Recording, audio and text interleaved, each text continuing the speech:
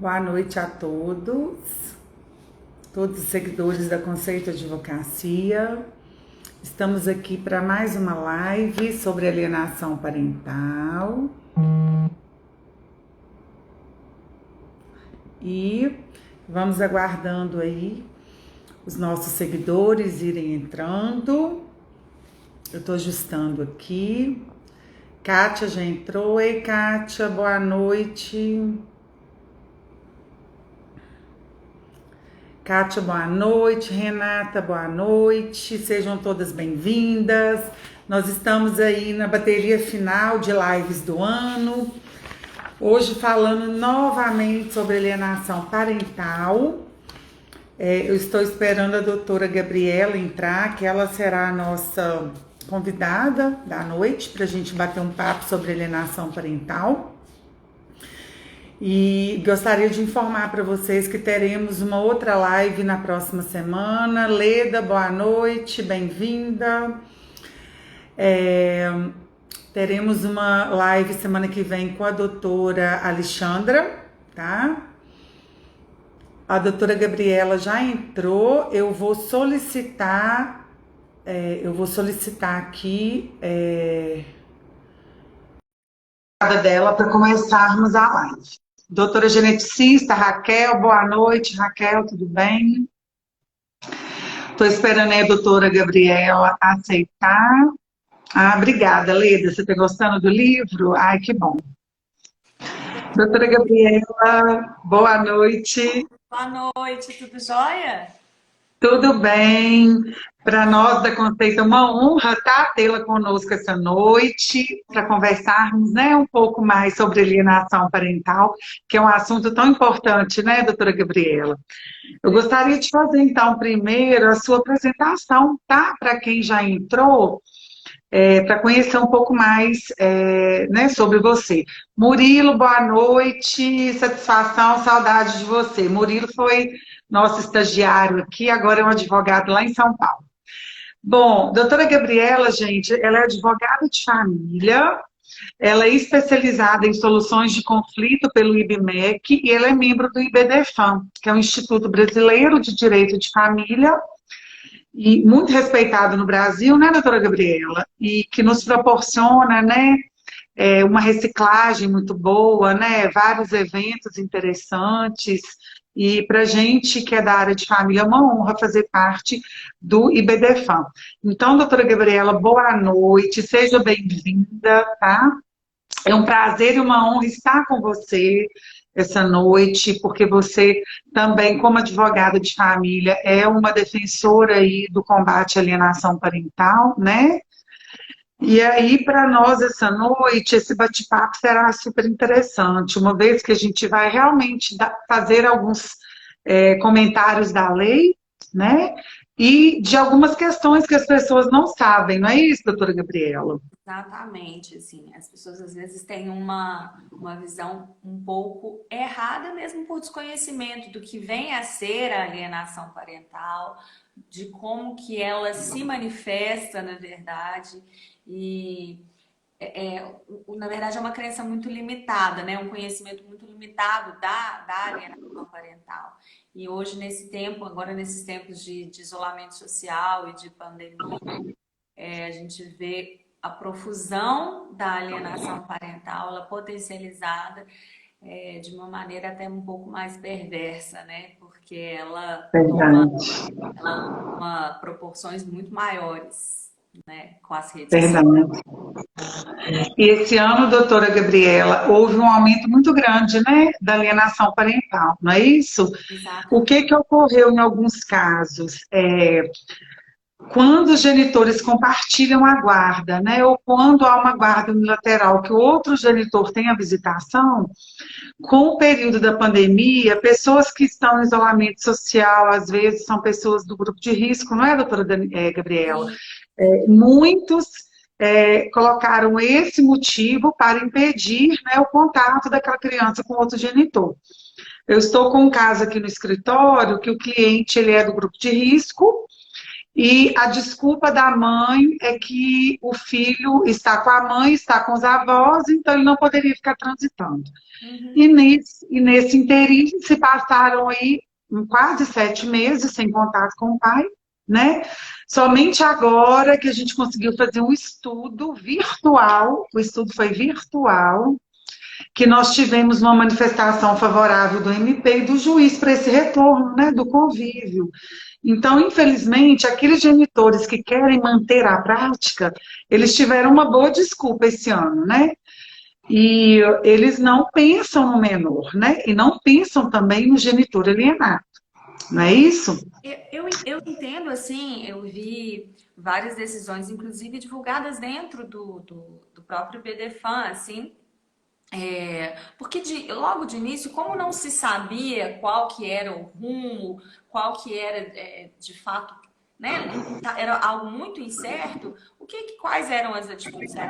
Era um isolamento, mas o que foi observado é que as pessoas que já têm essa propensão da prática da alienação parental, e isso ocorre, né, porque o sujeito alienador, que muitas vezes nem sabe que mas ele é uma tendência que ele vai, que vai tender a ele em qualquer momento.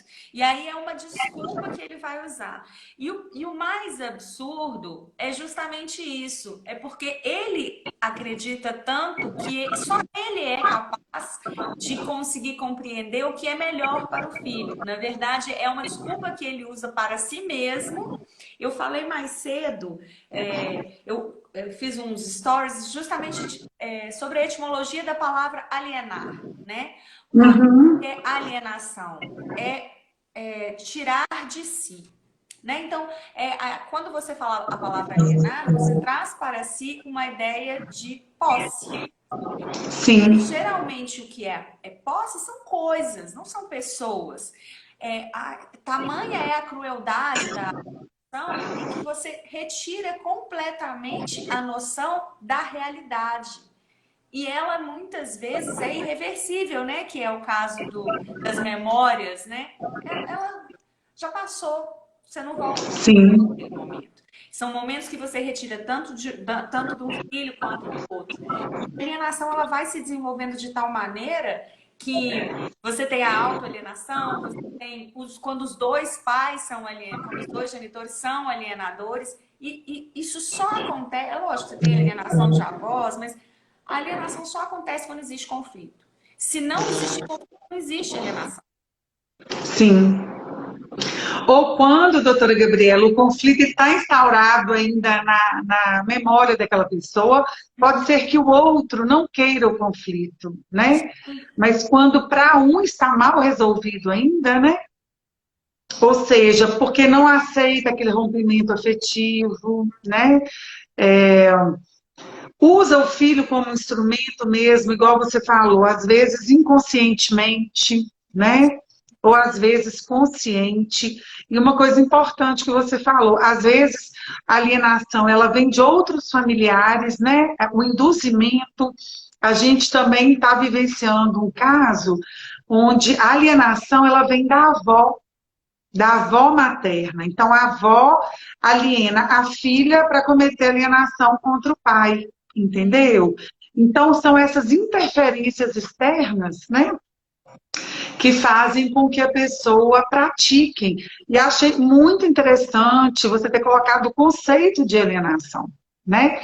Porque muitas pessoas não entendem o que é uma alienação, né? Então é muito interessante a gente realmente colocar o conceito, tirar de si, né? Ou seja, a pessoa está sendo induzida a não desenvolver um laço afetivo, né?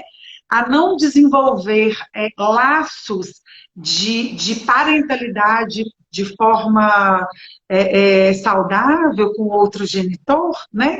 Devido a essas influências. Então, muito bem colocado, parabéns, eu gostei demais dessa sua conceituação. E depois eu vou entrar um pouquinho na lei, depois eu gostaria que você trouxesse para a gente essa questão da autoalienação, porque é algo também muito novo e que a gente tem lidado em muitos processos, sabe? Sim. A gente recebe uma ação de alienação, o cliente te procura, doutora, mas eu não pratico alienação. Quem pratica, na verdade, é a parte contrária, né?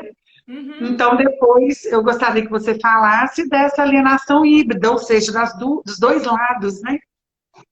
Então, é muito interessante. Antes da gente entrar na lei, vamos responder a pergunta do Gabriel.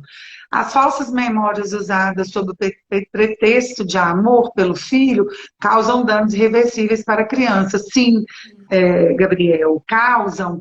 E depois nós vamos falar desses danos psíquicos, né?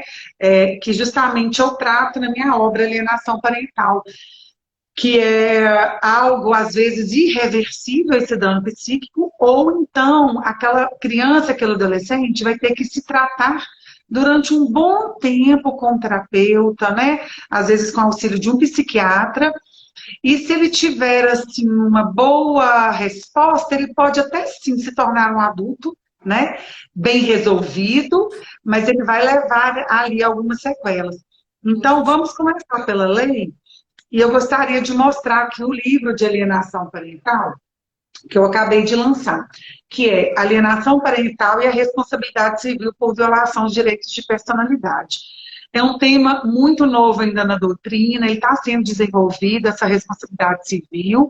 Eu estou trazendo uma nova proposta de combate à alienação parental, seria uma sanção a mais que o legislador poderia aplicar, obviamente que a gente demonstrando, né, doutora Gabriela, o ato ilícito, o nexo de causalidade, né, e o dano propriamente dito, porque para ter uma responsabilidade civil, nós temos que ter ali a comprovação da prática de um ato ilícito, né, que está no artigo 186 e 187 do Código Civil. Temos também que demonstrar o nexo de causalidade, ou seja, para aquela pessoa ser responsabilizada, a gente tem que comprovar que o causador do dano foi ela, né? E eu tenho, doutora Gabriela, presenteados os juristas aqui de Belo Horizonte, os juízes, os desembargadores, com essa obra. Soraya falando hoje, extremamente a doutora Soraya.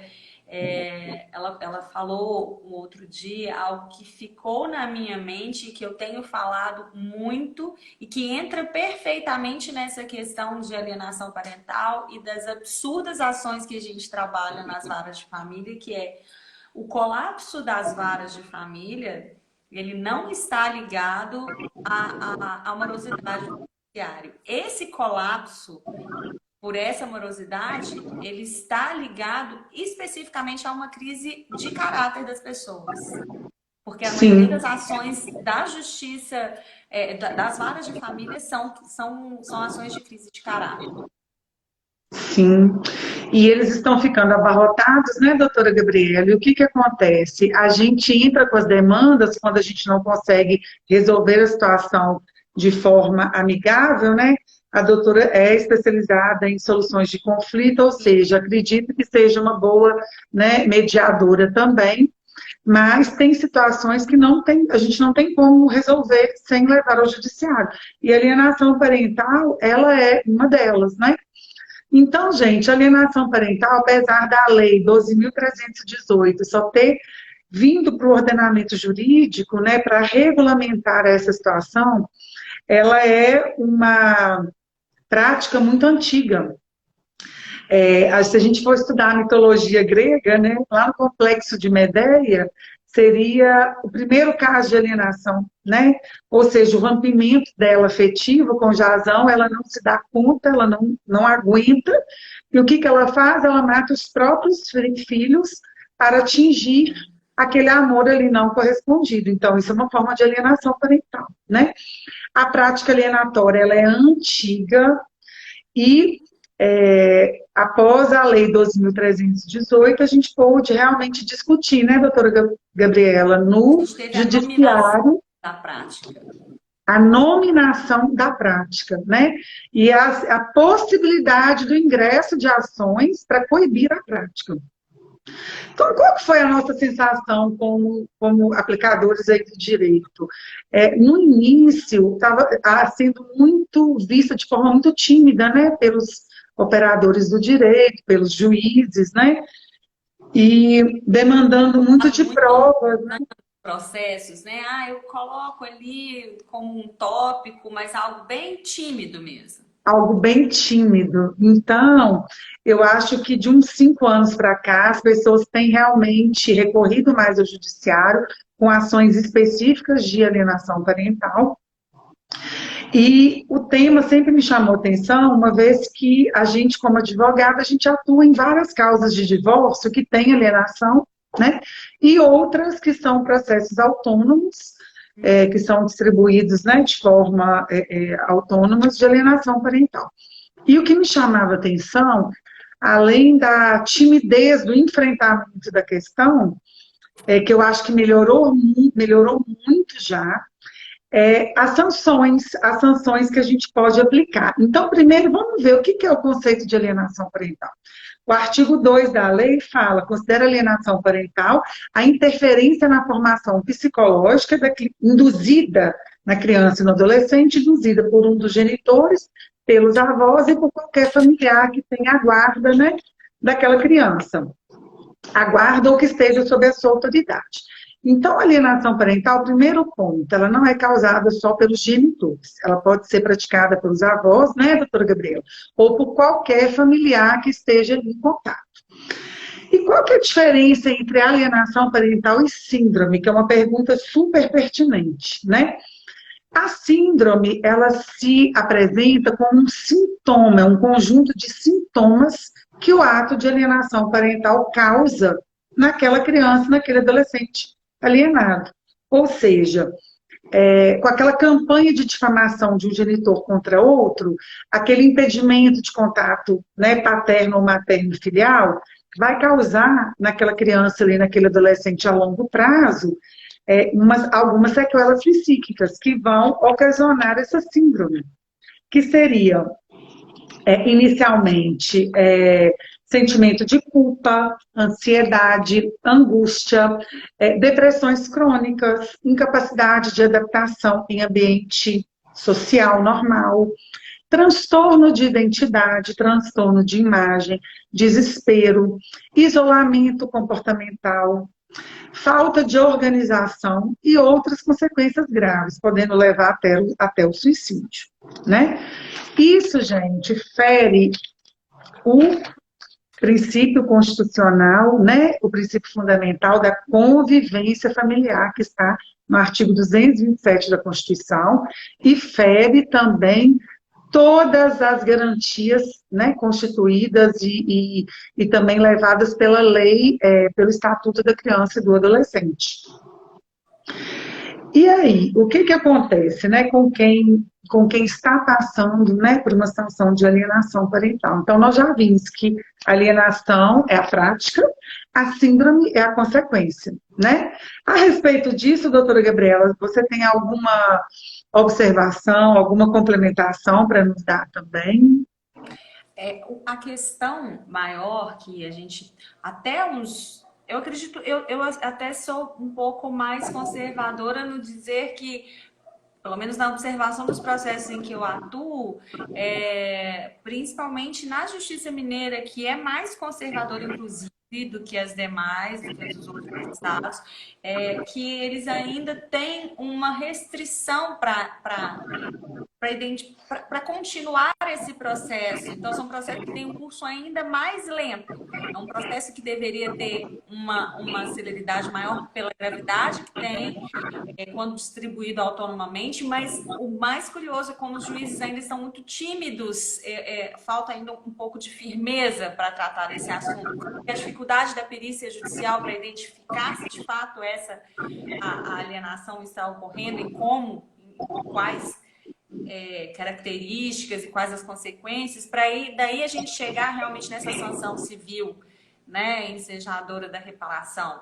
Mas acho que ainda a gente tem que caminhar muito em relação a isso. Porque se a gente parar para pensar novamente, nos remetendo à palavra alienar, nós temos também o que é inalienável, né? Os direitos indisponíveis são inalienáveis. E se você parar para raciocinar em defesa do menor, porque a alienação ocorre enquanto é menor. ele sim, precisa de um responsável para responder por ele, ela ainda é mais cruel. A sanção sim, deveria ser ainda. Quando a gente fala em sanção, não é porque ela há necessidade de ter uma ação financeira com um ganho, é justamente para coibir. A necessidade de haver a sanção é para que haja, para que a pessoa pense pelo menos umas 5 vezes. Que seja algo sim, que ela realmente pense, isso não vai, porque dói no bolso, dói, e aí não faz, né? Porque acontece. Esse é o problema. verdade. E também eu acho que um outro fator, doutora Gabriela, que também dificulta muito, é a perícia psicossocial, porque o corpo técnico, ele talvez não seja tão bem preparado, tão especializado, né? Não é Neste período também agora, as, as, o corpo que existe está extremamente sobrecarregado, não consegue atender aos prazos mínimos que existem. Então, quando essa análise psicossocial acontece, nem chegou ainda no corpo, na perícia, alguma coisa assim, a síndrome da alienação ocorreu. Porque a sim, alienação ocorreu durante muito tempo e a síndrome dele está ali instalada. já está ali instalado. Então, assim, a gente entra com uma demanda pela morosidade do judiciário, a prática continua, né? Então, eu também tenho essa sensação, esse sentimento mesmo do assunto não ser tão levado a sério como deveria ser, e Uhum. tão célere como deveria ser, né? A doutora geneticista faz uma pergunta, ela fala o seguinte: sim, a questão do tempo é fundamental, uma vez que acontece durante um período de formação de um ser humano em desenvolvimento. Assim como na medicina, o atraso de um tratamento de uma criança pode trazer danos para uma vida toda. Corretamente, é o que a gente está falando. Pode trazer danos para a vida inteira e pode ser tarde demais, né, doutora Gabriela? Quando a gente chega aí numa perícia mesmo, porque é muito bom quando a gente consegue, ao distribuir um processo de alienação, a gente já produzir uma prova vasta, uma prova robusta, né, de convencimento do juiz.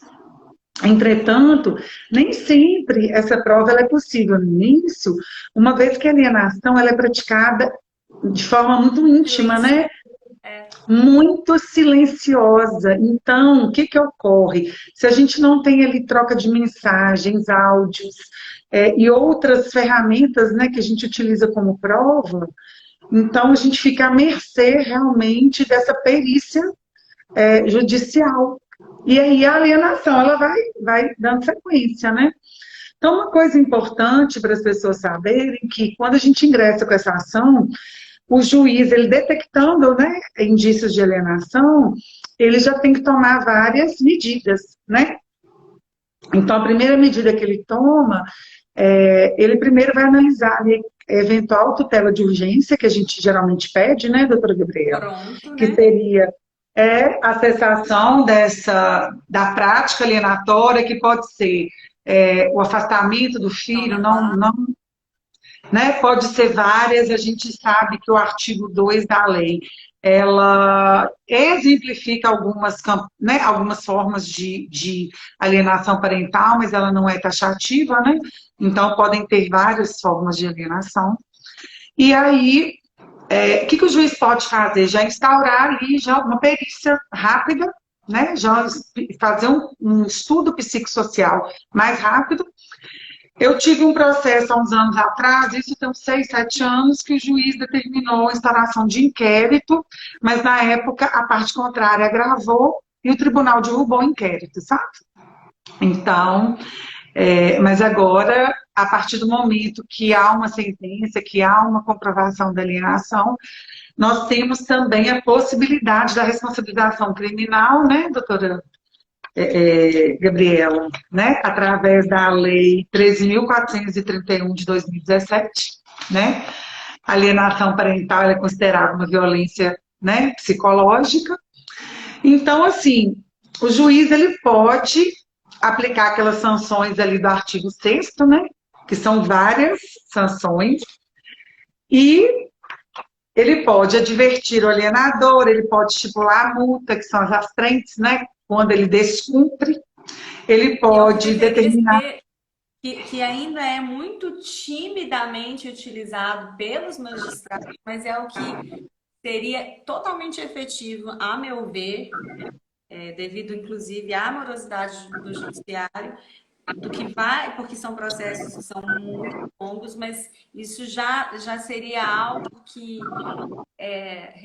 não resolveria, mas pelo menos suspenderia por algum momento essa alienação, essa prática. Sim. Eu tive um caso específico que a mãe não deixava o filho atender os telefones. E aí eu pedi as astrentes, o juiz aplicou uma multa de R$ 500 por cada ligação não concluída.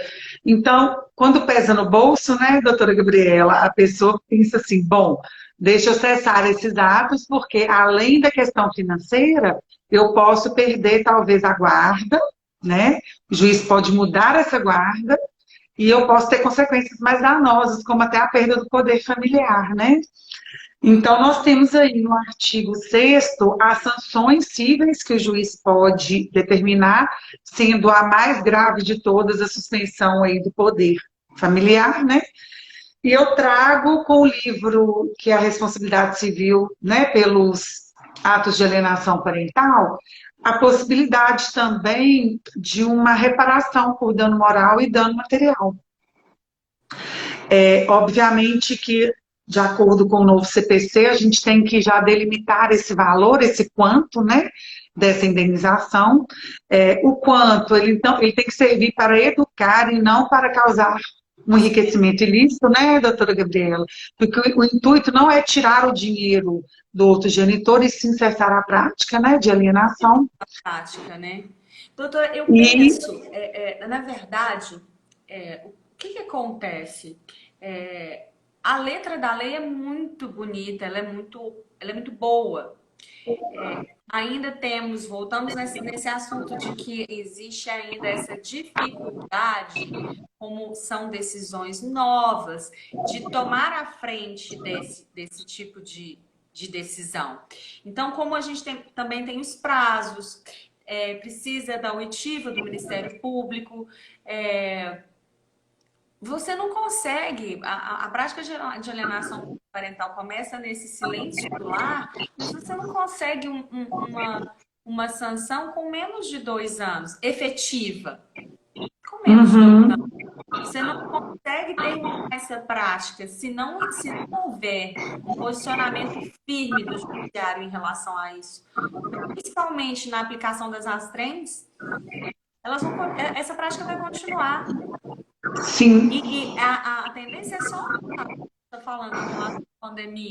E a doutora Cristiana falou que ela está com um caso aí que a mãe proibiu o pai de pegar a filha por causa da pandemia desde agosto. A doutora falou, tem um caso muito similar, né? Sim. Bom, o que ela deve fazer? Primeiramente, ela deve peticionar, né, doutora Gabriela, e despachar com o juiz, né? Se não houver necessidade aí de nenhum outro estudo, Cristiana, peticionar, despachar diretamente com o juiz ou com o assessor, e ficar realmente na porta lá do judiciário, de cima, porque nós temos só até dia 18 de dezembro, né? Se tiver alguma manifestação favorável, já pedia aí um alvará de visitação para não haver descumprimento, né? No período agora de férias e de festividades. E assim, eu estou falando porque eu estou com um caso dessa forma que eu já pedi o alvará e estou aguardando. Porque eles têm outras prioridades lá e o nosso processo entra numa fila virtual, né? E essa fila virtual não é o tempo que o cliente da gente precisa que a gente resolva, né? Então, a gente realmente tem que ficar bem, bem próximo aí do juiz, né? Bem próximo da secretaria para a gente conseguir aí uma efetividade, né? Porque a alienação parental, ela tinha que ter um rito mais célere, não é, doutora Gabriela? Sim. Similar, por exemplo, ao rito de prisão, que era para ser sério e não é. Sim, sim, sim, Pela gravidade e pelas consequências que tem. com É, certeza. eu falo muito com os meus clientes, assim, justamente por uma característica que eu tenho sempre é a conciliatória. Mesmo que o cliente fale para mim, não tem acordo de jeito nenhum, eu falei, posso tentar? Deixa eu tentar. Sabe a tristeza que é ficar ali. É engraçado, o cliente se separa, mas ele continua casado com outra pessoa. Ele não quer se separar daquela, Sim, né? sim, Parece que ele já se acostumou. Então, deixa eu tentar, vamos tentar. E muitas vezes, porque o que as pessoas querem é ter essa razão. E em nome dessa razão, justificam que estão fazendo o melhor para o filho. Ah, porque o meu filho falou. E muitas vezes as pessoas não param para pensar que aquela criança que já verificou o ponto de conflito, tem duas pessoas que que a amam muito, mas que ela também ama, e que é o que ela quer fazer? Ela quer escutar, porque ela quer escutar quando ela fala como se ela quisesse ouvir a palavra certa, né? Como se ela estivesse querendo acertar. Então, muitas sim, vezes, o ponto de conflito se dá por uma coisa que a criança falou que nem tem uma percepção completa da realidade, e o pai ou a mãe já tomou aquilo como, ah, então ele falou isso, então aconteceu isso. E às vezes nem está ocorrendo alienação parental, e a partir daí começa um conflito muito maior, sem a menor necessidade, porque os genitores não aprenderam a conversar. sim, sim. E isso é tão importante, né? Porque o casal deixou de existir, né? Ou seja, não existe mais o casal, o par matrimonial, mas eles continuam sendo pais daquela criança, né? Deve continuar existindo. Para aquela criança, aquela é a família dela. A família continua. Você não precisa Sim, ser melhor amigo do seu ex-cônjuge, mas você precisa ter com ele um mínimo de civilidade, porque você vai conviver com aquela pessoa por pelo menos, assim, na pior das hipóteses, pelo menos por 18 anos. sim. Até a maioridade do filho, verdade. E isso é muito interessante mesmo, porque o objetivo do Estado não é entrar na vida privada das pessoas, né? Não é ficar regulando as relações, né? Mas ele interfere, né, na verdade. Quanto menos interferência, menor. Mas a partir do momento que há uma desconjuntura, que há uma violação, ele tem que intervir sim, né? Ele tem que mostrar ali para aquele pai, para aquela mãe, olha, a sua conduta não está correta, né? Você tem que agir dessa forma. É aí que entra é, é, a nossa parte de entrar com uma ação e pedir, né, as sanções cabíveis a cada caso. E, doutora Gabriela, um ponto super interessante que a gente já havia conversado, né, sobre a autoalienação, eu gostaria que a senhora falasse conosco um pouco sobre a autoalienação. Eu não sei se você tem casos, né? Se você. Eu tive até hoje só um caso de autoalienação que ainda está sob julgamento, né? Então, eu gostaria que você falasse um pouco sobre a autoalienação, essa prática, como que ela ocorre. Caso, na verdade, no escritório, que para mim é um dos casos mais emblemáticos que eu já tive. Ele tem me tirado o sono, assim, porque ele tem Uhum. todas as características de todos os tipos de alienação parental. A autoalienação, alienação difusa, ele é. E aí chegou um ponto em que essa autoalienação já virou uma alienação dos dois lados também. Dois, porque como defesa, e aí a outra pessoa também nem tá. É muito difícil, assim, porque é uma criança que desde o início os pais não identificaram nele uma noção do gênero masculino ou feminino. Então, isso para eles era Hum, algo. são genitores que nunca foram casados, mas que para eles era muito tranquilo essa aceitação, né? Eles sempre disseram que não iriam recriminar. Uma criança que hoje está com 3 anos e meio, então é uma criança muito nova. E a partir de um certo momento, mas eles sempre tiveram um conflito, eles sempre tiveram uma relação lá atrás, e a gente sabe como é a característica do alienador. Ele sempre tende a culpar o outro, e ele traz memórias remotas, né? Ele tem características psicológicas, né, dele. Mas, enfim, ele sempre retomava, mas quando se tratava de criança, eles conseguiam ficar bem. Quando chegou um certo ponto, ele mudou a compra. Por exemplo, eles compravam bonecas, né? O menino tinha bonecas na casa dos dois.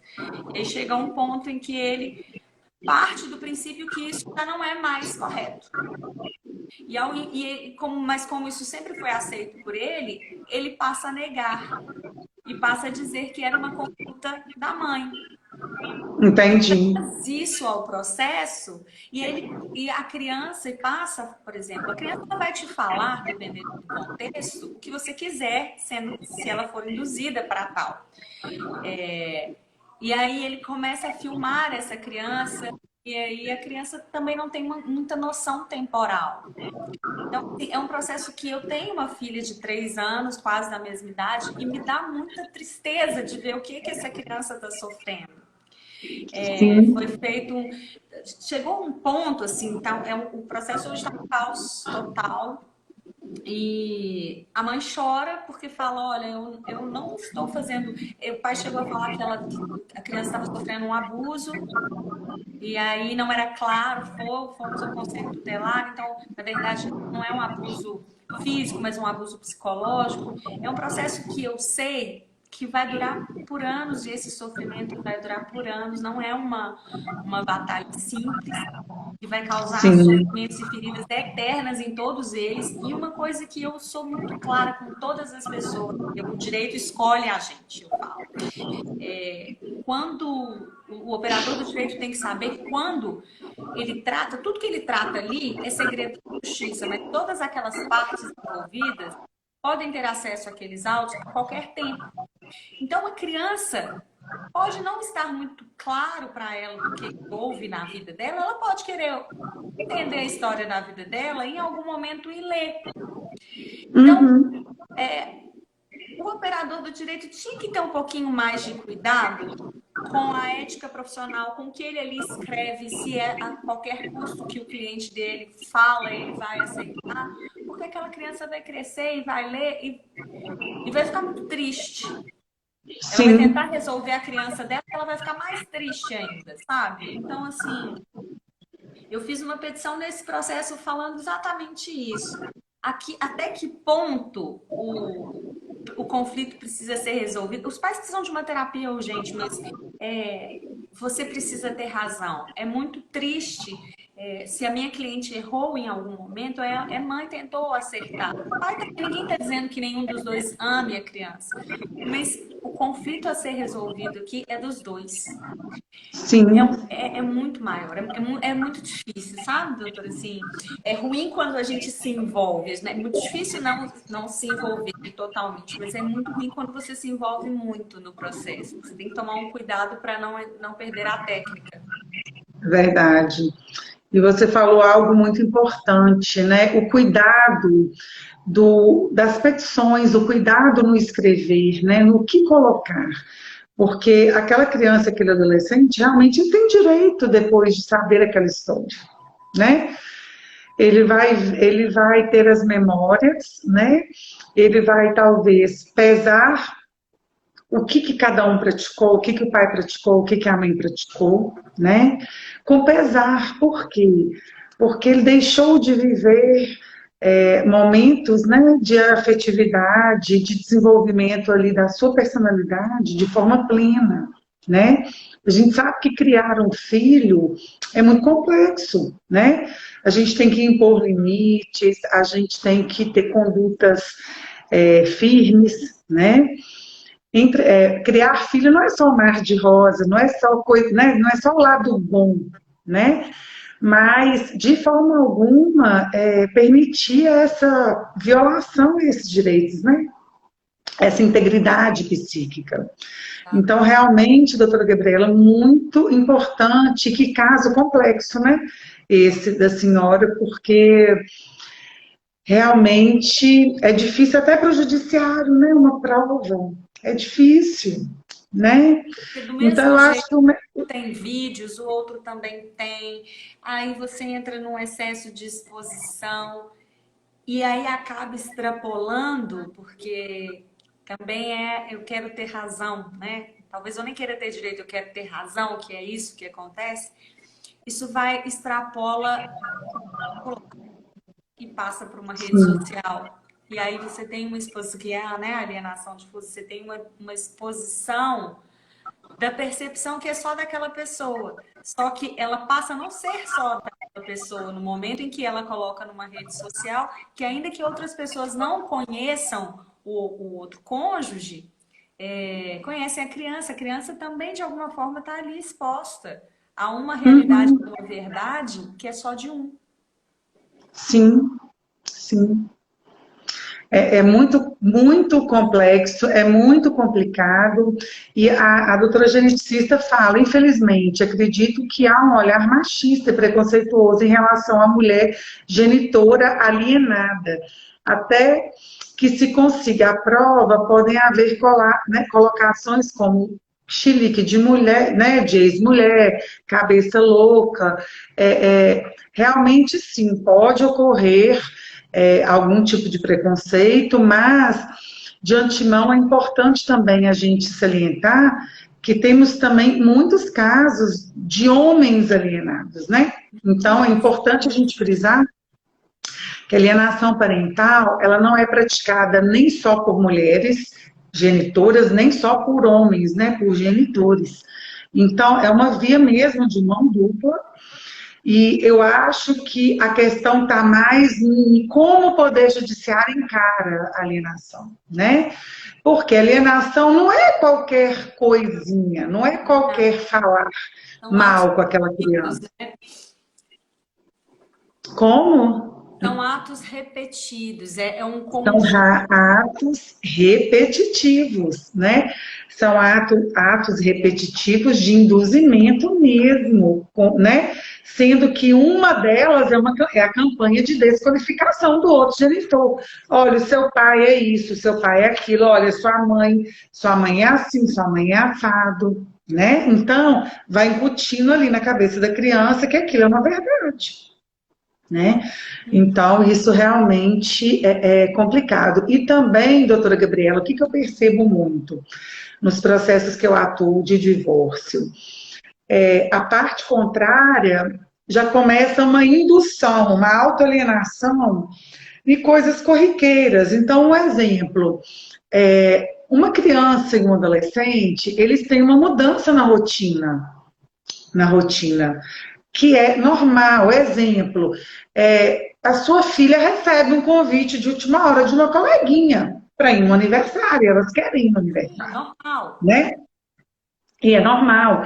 E o aniversário é justamente no dia da visitação do outro genitor. Então, você tem todo o cuidado de entrar em contato, pedir para trocar, né? Preservando, Fica. né? Explica, é uma festinha de aniversário, a criança quer ir, explica que ele vai ter aquele dia reposto, ou na mesma semana, ou na semana seguinte, ele vai ter um dia a mais. E aí a pessoa volta com aquele textão, né? Falando que isso é prática de alienação parental. Que Gente, ela isso não é usou o prática. dia, ela esperou o dia que era meu dia. Aí fala que não pode, a criança vai frustrada e quando chega lá, fala, tá vendo? Tanto é que meu filho que chegou chorando e não queria vir. Mas ele não Sim. consegue ouvir o filho, ou ela não consegue ouvir o filho. Não que a criança Então, tenha nós tomado temos que ter decisão, muito cuidado. quem decide são os pais. Eu acho que um dos maiores problemas da geração dos pais de hoje é compreender que você pode ouvir o seu filho, ele é um ser de direitos, mas ele não precisa participar do conflito, ele não precisa ter noção, ele sabe que existem divergências, mas você pode virar para ele e falar, olha, é a mamãe e o papai não resolveram.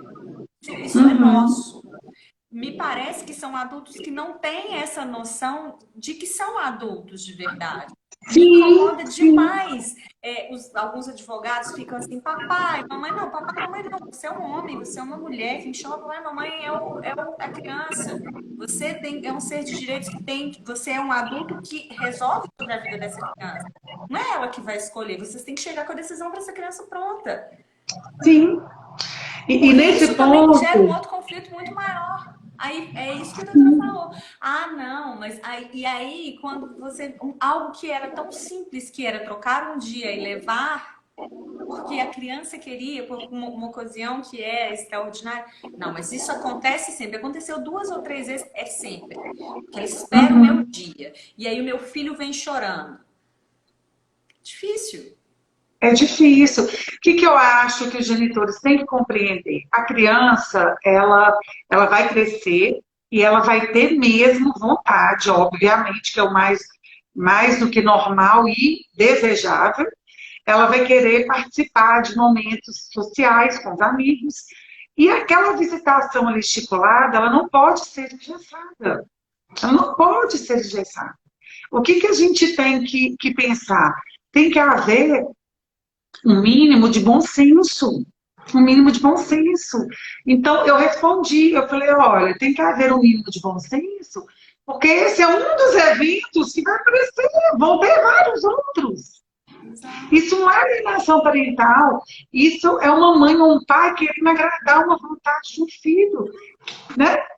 Então, eu acho que falta mesmo maturidade, sabe? Maturidade para enfrentar essas questões e verificar que o filho não tem que carregar uma carga que foi deles, né?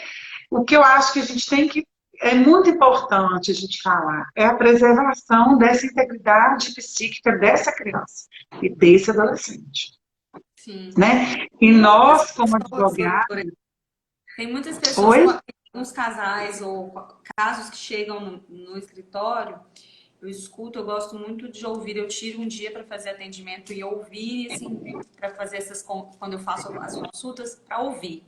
E aí, quando eu estou ouvindo, se eu identifico que existe algo que não foi bem resolvido, né? Estou resolvido que eu quero me separar, ok, quero me divorciar, ok. Mas, realmente, resolvido naquela relação, a primeira coisa que eu indico, faça uma terapia. Vai procurar uma terapia primeiro, porque senão você vai descontar no seu filho. Sim. Tem conflitos que são muito latentes, são muito claros que vão ocorrer ali. Sim. Sim.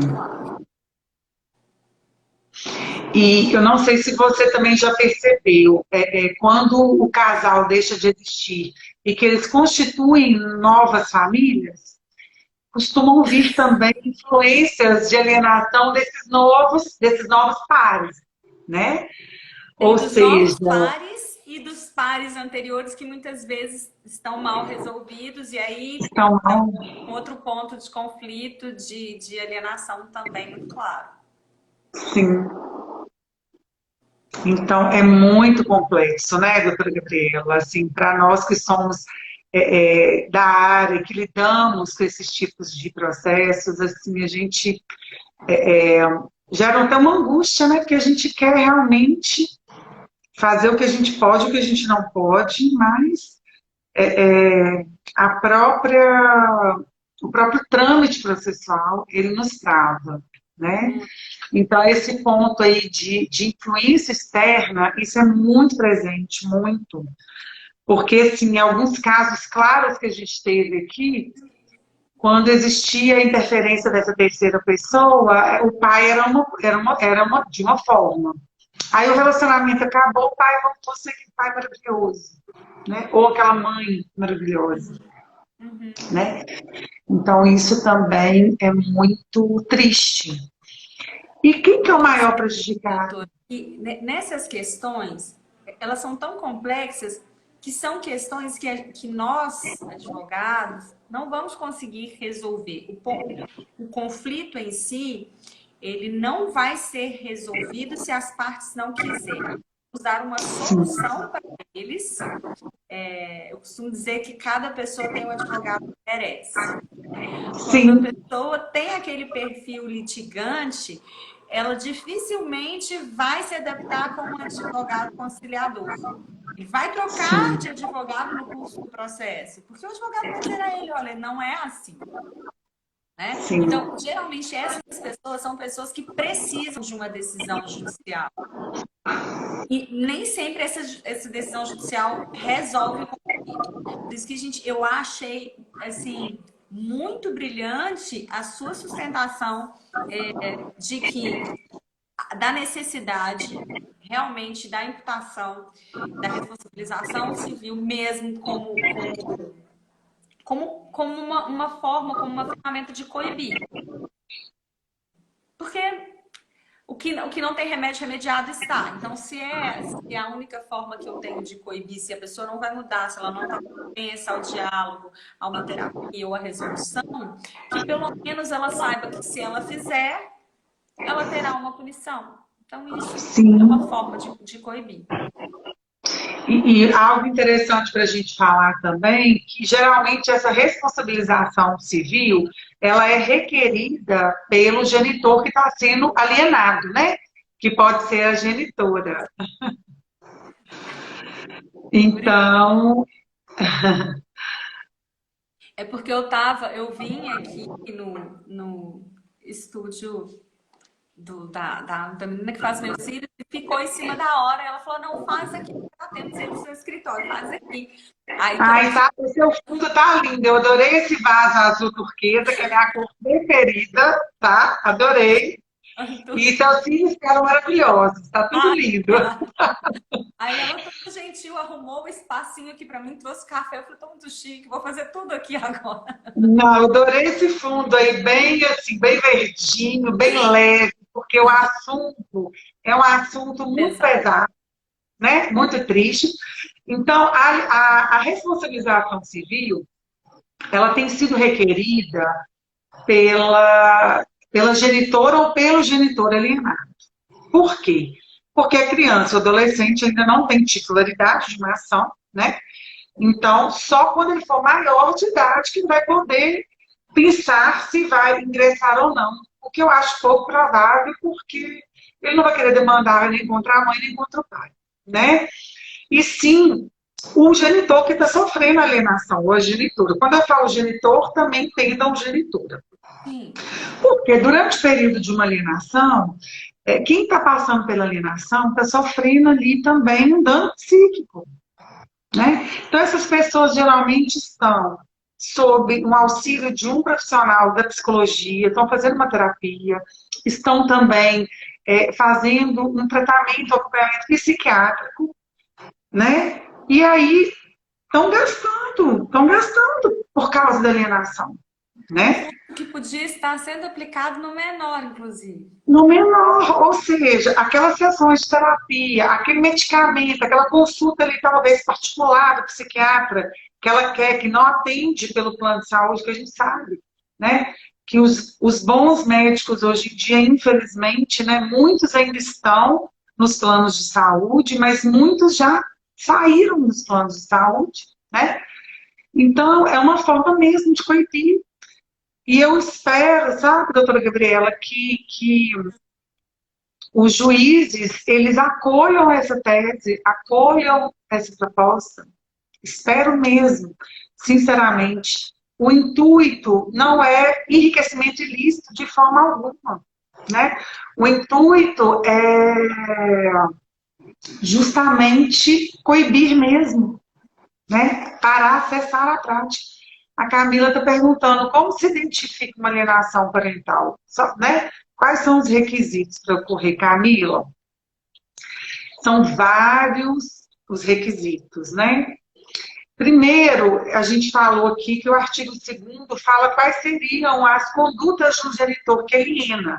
Então, eu vou ler rapidamente, que a nossa live está quase acabando.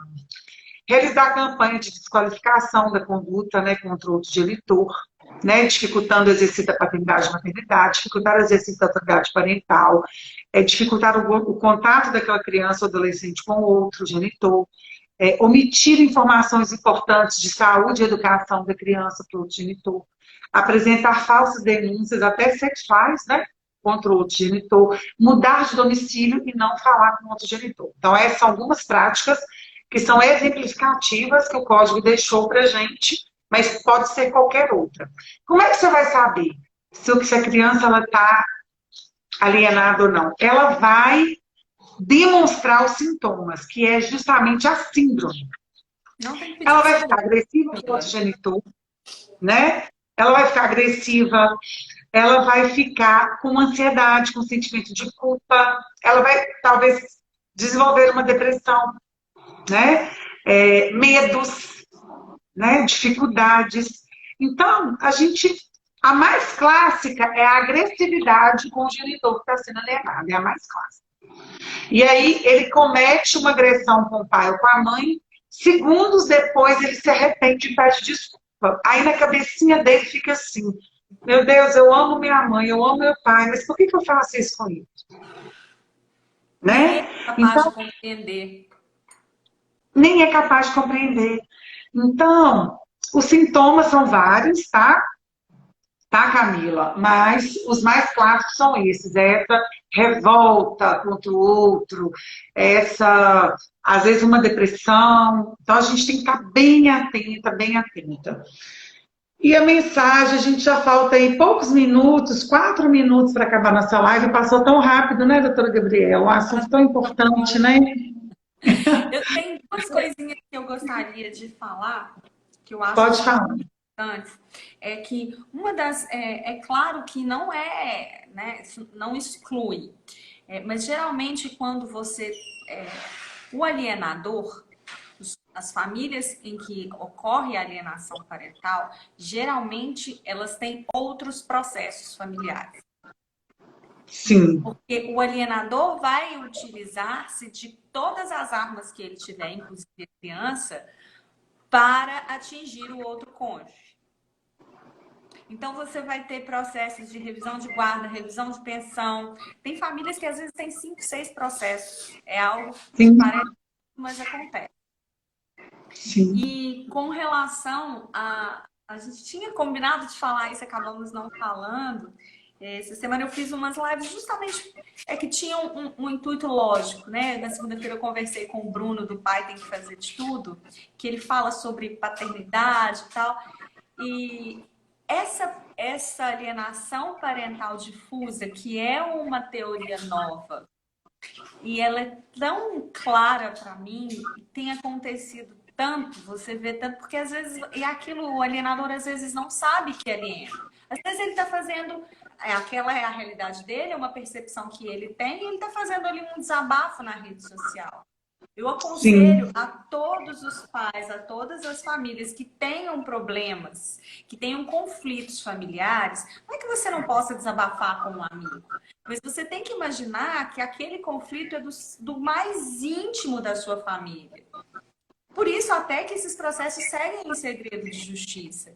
Talvez um desabafo que você faça despretensiosamente ali numa rede social está expondo seu filho e até você mesmo. E que talvez essa percepção que você tenha da realidade não seja real.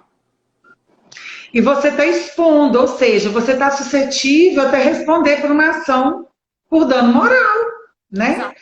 Então, de forma alguma você pode expor, mas isso a gente vê muito, né, doutora Gabriela? Demais. Né? A gente vê muito.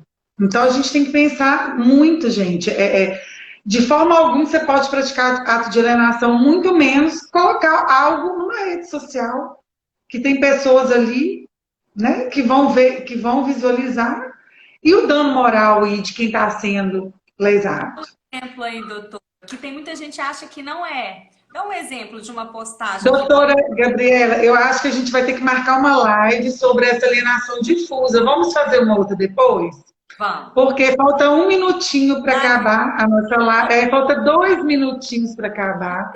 E eu Mensagem. acho que é um tema super interessante que a gente depois poderíamos fazer, ou então no início do ano que vem, uma live só sobre isso, né? Então, eu vou deixar um recadinho, gente. Diga não à alienação parental. Você está ocasionando um dano aí à integridade psíquica do seu filho, e isso vai causar sequelas para o resto da vida. Gostaria que também a doutora deixasse um recado para as pessoas que estão assistindo. Para mim, a alienação é algo. Alienar é algo que você faz com um objeto, você não faz com uma pessoa, né? Alienação parental é muito mais grave do que as pessoas podem imaginar.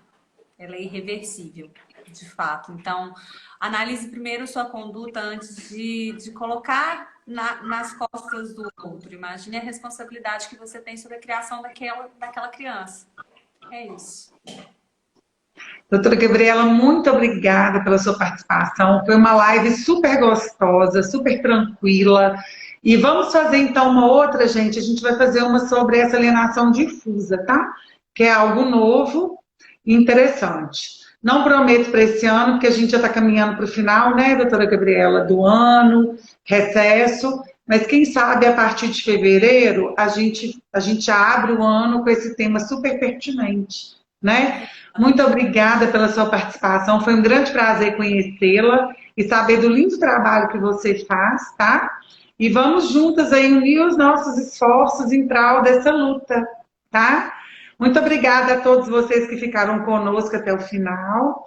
E a gente vai marcar, assim, novas lives e a gente vai comunicar aí para vocês. Um grande beijo, boa noite. Até a próxima, viu, doutora Gabriela? Obrigada, doutora. Boa noite. Grande abraço, tá? Tchau. Tchau.